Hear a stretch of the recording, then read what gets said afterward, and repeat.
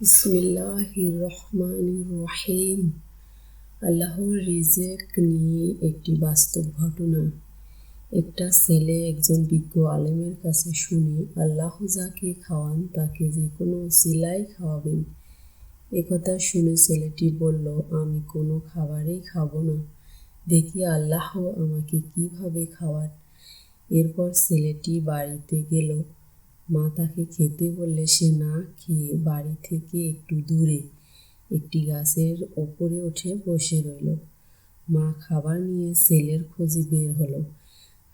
কাজে ছেলেকে দেখে মা খাবারটা গাছের নিচে রেখে চলে যায়, যাতে খিদে পেলে ছেলেটি নিচে নেমে খেতে পারে।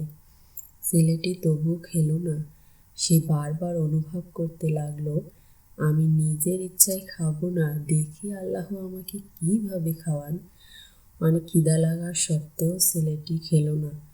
একদল ডাকাত ওই রাস্তা দিয়ে প্রতিদিন যাওয়া আসা করত।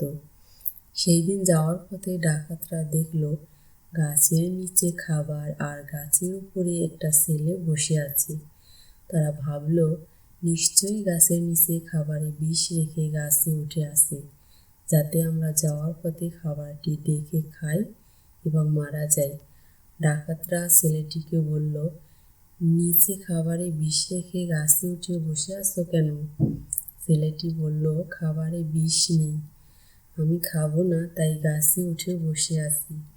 ডাকাতরা বলল, তুমি যদি খাবারটি খাও তাহলে বুঝবো বা বিশ্বাস করবো খাবারে বিষ নেই, আর যদি খেতে রাজি না হও তাহলে বুঝবো নিশ্চয়ই বিষ আছে খাবারে। ছেলেটি খেতে চাইল না।